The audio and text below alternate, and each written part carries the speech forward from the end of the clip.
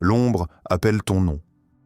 Tant que vous ne rendrez pas l'inconscient conscient, il dirigera votre vie et vous l'appellerez destin.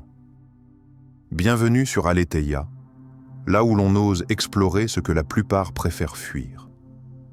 Il existe une part de toi que tu n'as jamais vraiment rencontrée. Une force souterraine, sauvage, souvent masquée par les apparences, les règles, les rôles. C'est ta part d'ombre. Et au cœur de cette ombre vit une énergie puissante, controversée, ignorée. Ta sexualité profonde. Tu ne l'as peut-être jamais formulée avec ces mots, mais tu la ressens. Dans les silences pesants, dans les tensions inexpliquées, dans les désirs que tu refoules ou que tu tentes de domestiquer. Ce n'est pas un défaut, ce n'est pas une faute. C'est une dimension essentielle de ton être que Jung appelait l'ombre. Cette part de toi que tu caches, mais qui gouverne ta vie sans que tu le saches. Et si cette ombre ne cherchait pas à te détruire, mais à te libérer? Ce voyage que nous entamons ensemble n'est pas pour les âmes endormies. Il est destiné à ceux qui sont prêts à se regarder sans filtre, à plonger dans leurs contradictions, à explorer ce qui a été jugé, interdit, réprimé. L'ombre sexuelle n'est pas un danger, elle est un miroir. Et ce que tu y verras pourrait bien te bouleverser. Le miroir interdit, désirs refoulés et fantasmes oubliés. L'ombre est cette chose vivante en nous qui veut vivre et qui exige à vivre. Elle ne parle jamais fort, mais elle est là, tapie dans les coins de ton silence. Elle glisse entre les mots que tu n'oses pas dire, dans les regards que tu détournes, dans cette tension que tu ressens parfois sans raison. Elle ne porte pas de nom officiel. Elle n'est pas sur tes documents, ni dans tes discussions. Et pourtant, elle guide certaines de tes décisions, elle habite certaines de tes pensées, elle colore certaines de tes envies les plus vives. C'est elle, l'ombre sexuelle. L'aspect brut, instinctif, archaïque, refoulé de ton désir. Tu l'as habillé de honte, de peur, parfois même de dégoût. Tu l'as enchaînée, ravalée, intellectualisée, mais elle est toujours là. Une force animale sous la surface de ton rôle social. Elle ne veut pas te dominer, elle ne veut pas te salir, elle veut vivre, juste vivre, et tant que tu la tiens en cage, elle griffe, elle déforme, elle revient dans tes rêves, dans tes colères, dans tes manques. Il y a ce garçon, modèle de droiture en apparence, qui passe des nuits à errer dans ses pensées interdites. Il ne les réalise pas, il ne les revendique pas, mais il y retourne sans cesse, car elles ont un goût de liberté que son quotidien ne lui offre pas. Il y a cette femme, brillante, souriante, performante, qui ressent un vide immense lorsqu'elle rentre chez elle. Ce n'est pas un vide d'amour, c'est une absence d'elle-même. Elle a oublié comment ressentir. Son corps est devenu décor. Elle se rappelle parfois de sensations lointaines, d'audaces qu'elle n'a jamais eues, mais qu'elle imagine avec une précision troublante. L'ombre sexuelle n'est pas perverse. Elle est brute. Elle est la vie avant qu'on y mette des limites, des règles, des peurs. Et elle attend que tu t'en souviennes. Non pour tout renverser, mais pour tout équilibrer. Ce que tu refoules, tu ne le détruis pas, tu l'exiles. Et ce que tu exiles revient toujours plus fort, sous d'autres formes. Pulsion, dépendance, frustration, sabotage. L'énergie que tu refuses d'habiter trouvera toujours une porte de sortie. Et plus tu refuses de la regarder, plus elle se déguise. Plus elle prend les traits de ce que tu détestes chez les autres. Elle devient ce que tu critiques. Elle devient ce que tu évites. Elle devient ce que tu envies secrètement. Jung ne t'invite pas à tout libérer sans discernement. Il te propose une chose bien plus radicale, intégrer. Cela signifie accueillir sans se perdre, reconnaître sans se justifier, observer sans juger, faire un avec ce que tu as toujours mis dehors. L'ombre est un miroir, et ce qu'elle reflète, c'est toi, sans le masque. Tu n'es pas obligé de tout comprendre maintenant. Mais tu peux commencer à écouter. Écouter ce qui frémit quand tu te tais. Écouter ce qui bat en toi quand tu crois être seul. Écouter ces images qui reviennent, ces sensations que tu as niées, ces désirs que tu n'as jamais vraiment nommés. Ce n'est pas une invitation à l'indécence, c'est un appel à la lucidité, à la maturité intérieure. Car celui qui ose voir ses désirs sans se mentir cesse d'être leur prisonnier. Alors regarde-toi, non pas dans le miroir de la bienséance, mais dans celui du silence. Ce miroir interdit qui ne renvoie pas ce que tu veux voir, mais ce que tu dois voir. Que ferais-tu si tu n'avais plus peur de tes désirs? La dualité sacrée, entre chair et transcendance. L'endroit où la peur habite est aussi celui où naît le pouvoir. Tu penses peut-être que ton corps est juste un outil, un véhicule, un costume que tu portes pour traverser le monde. Mais si c'était faux, et si chaque frisson, chaque tension, chaque élan cachait une mémoire oubliée, une sagesse ancienne que ton esprit rationnel a appris à ignorer.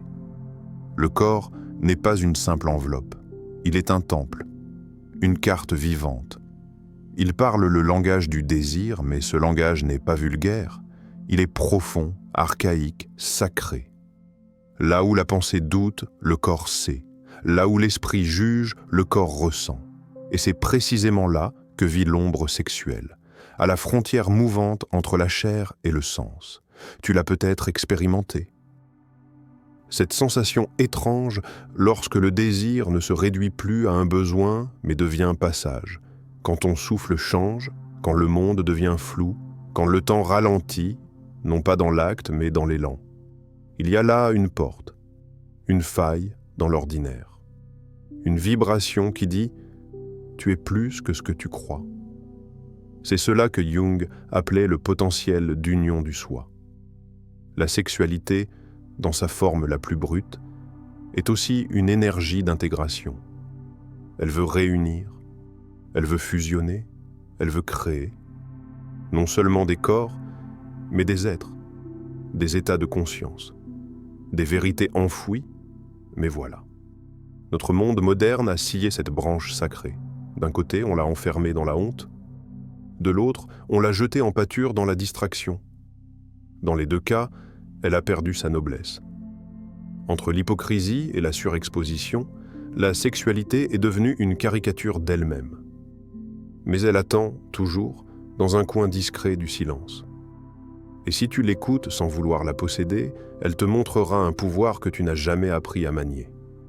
Le corps te parle, la chair te parle, le désir te parle. Mais ils ne veulent pas t'emporter, ils veulent t'élever, à une condition, que tu renonces à les réduire, à les contrôler, à les salir ou les sublimer sans les vivre. Il y a eu un homme, autrefois, qui passait ses jours à nier tout ce qui en lui vibrait. Il se croyait fort, intouchable. Il appelait cela la maîtrise. Mais au fond, il ne faisait que fuir. Jusqu'au jour où un rêve le dévasta, il y voyait une femme de feu, nue, sans visage, lui tendre la main. Il s'est réveillé en larmes, sans comprendre pourquoi. Ce n'était pas du désir, c'était une mémoire.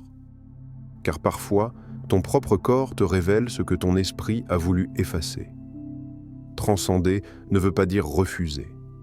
Cela veut dire intégrer et transformer. Il ne s'agit pas de dominer tes pulsions, il s'agit de les écouter jusqu'au bout, de sentir ce qu'elles veulent dire au-delà de l'acte, de comprendre que chaque tension contient une promesse d'union, que chaque pulsion peut devenir conscience. Tu ne combats pas ton ombre par le rejet, tu la transfigures par la reconnaissance, tu l'élèves quand tu reconnais sa noblesse cachée. C'est cela, le cœur de la dualité sacrée. Ne plus opposer la chair à la conscience, mais les faire danser ensemble. Alors, la sexualité cesse d'être un champ de bataille. Elle devient un art, une prière sans mots, un mouvement vers le centre, une voie vers le soi. Et si ta sexualité était une prière inachevée, l'union avec le soi, l'individuation par l'érotisme intérieur, le privilège de toute une vie, c'est de devenir qui vous êtes vraiment. Il y a un moment où tu t'arrêtes, pas par fatigue, mais parce que quelque chose en toi refuse de continuer à mentir. Tu as beau jouer ton rôle, prononcer les mots attendus, Sourire au bon moment? Il y a cette voix en arrière-plan, faible, constante, insistante. Elle ne crie pas, elle murmure. Mais chaque murmure est un coup de tonnerre dans ton âme. C'est elle, la voix de l'érotisme intérieur. Non pas un appel au plaisir brut, mais à la vérité nue. Cette vérité qui habite le bas-ventre, la poitrine, les nerfs, la peau. Celle qui ne passe pas par les mots, mais par les frissons. Celle qui ne se vit pas devant les autres, mais dans les zones interdites de ton propre labyrinthe. Tu es divisé entre celui que tu présentes au monde et celui qui, en silence, brûle. L'individuation n'est pas la paix. C'est d'abord un incendie, une tension entre deux pôles qui ne se sont jamais regardés. Jung disait que devenir soi, ce n'est pas devenir ce qu'on imagine. C'est devenir ce qu'on a fui. Et ce que beaucoup fuient, c'est cette sensualité brute, vibrante, mystérieuse, qui n'appartient pas au monde extérieur, mais pulse depuis l'intérieur comme un chant sans parole. L'érotisme intérieur est une sagesse du corps, une intelligence du chaos, une énergie qui, une fois reconnue, devient boussole. Il y a ce jeune homme qui, toute sa vie, a fui ses pulsions.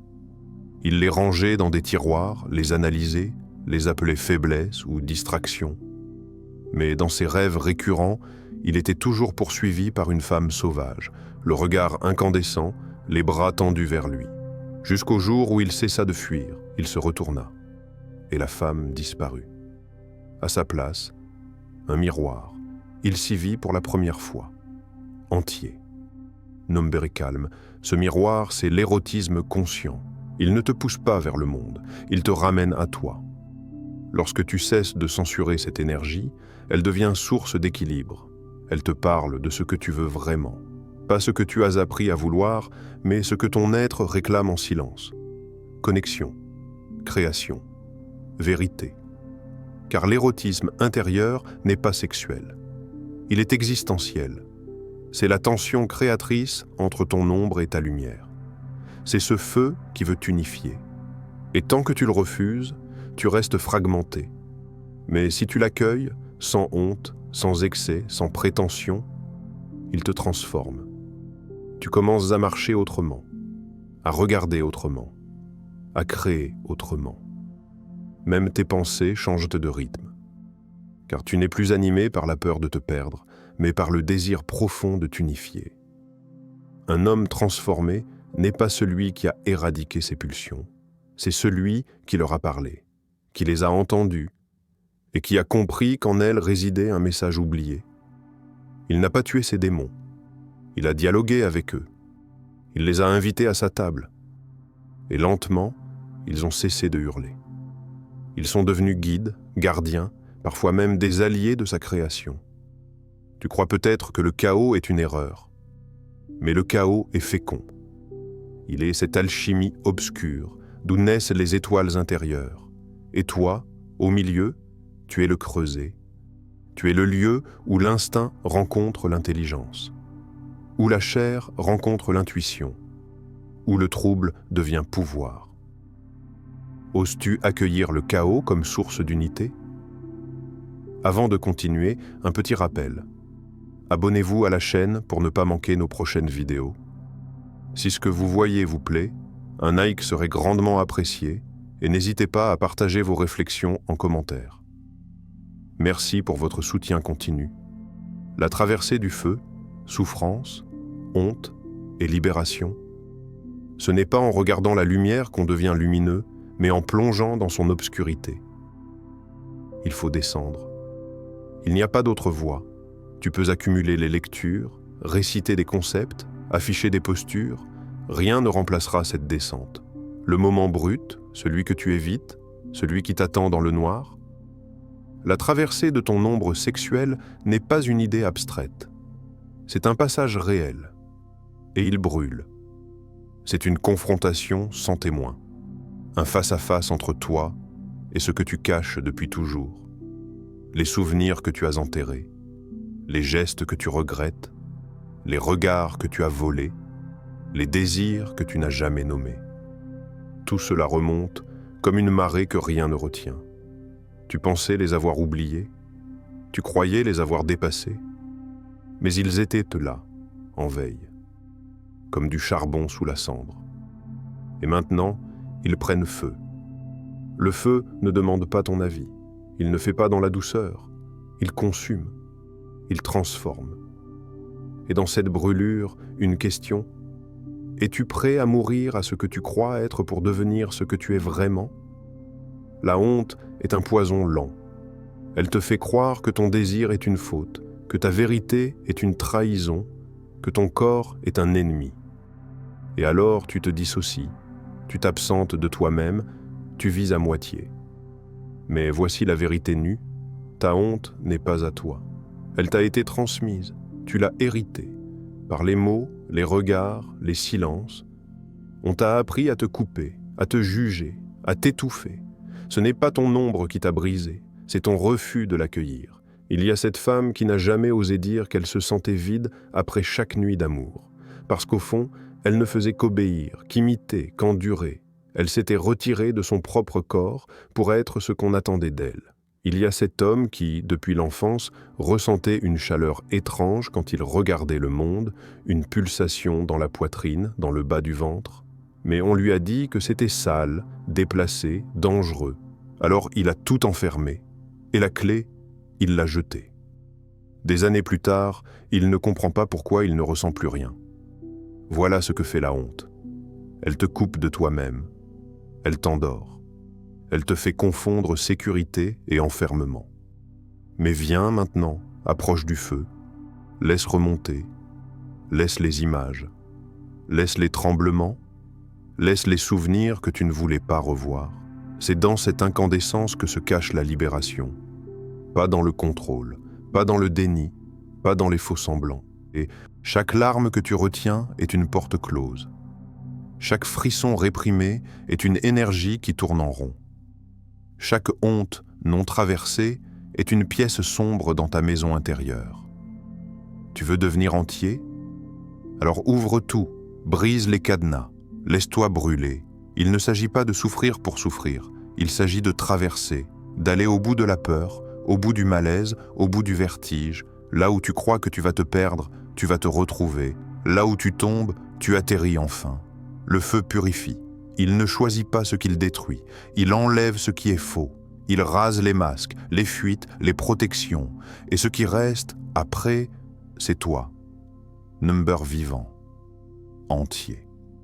Il y a un moment où tu ne peux plus faire semblant. Ce moment, c'est maintenant. Ce que tu appelles vide n'est pas une absence. C'est un sanctuaire. Le lieu de la renaissance. Là où ton être respire sans devoir se justifier. L'ombre n'est pas un mal. C'est une matière brute, une source. Et une fois traversée, elle devient lumière. Mais pas une lumière douce, une lumière nue, tranchante, authentique. Es-tu prêt à brûler ce que tu n'es pas pour naître enfin à toi-même? L'éveil de l'individu souverain. Il ne s'agit pas de devenir parfait, il s'agit de devenir entier. L'ombre sexuelle n'est pas un poison. Elle est une force sacrée. Elle est la partie de toi que tu as exilée par peur d'être rejetée, mais qui détient le pouvoir de ton intégrité. Ne la combats plus. Intègre-la. Tu n'es pas ce que tu as caché. Tu es celui qui ose maintenant regarder, accueillir et transformer. Vous êtes ce que vous faites, non ce que vous dites que vous ferez. Marche désormais avec ton ombre comme allié. Elle t'ouvrira des portes que la lumière seule ne peut franchir. Tu as traversé les profondeurs. Tu as senti le feu, entendu les murmures, reconnu l'écho de ce que tu croyais avoir enfoui. Mais ce voyage ne s'arrête pas ici. Si quelque chose en toi a vibré, si une vérité a remué ta chair ou ton silence, ne laisse pas cette voix se taire à nouveau.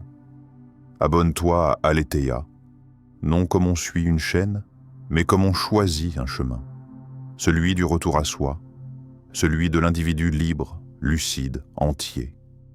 Commente, si tu as le courage de mettre des mots sur l'indicible. Like, si ce contenu a touché une zone vivante en toi. Et surtout, partage. Pas pour faire le buzz, mais pour réveiller ailleurs une autre conscience endormie.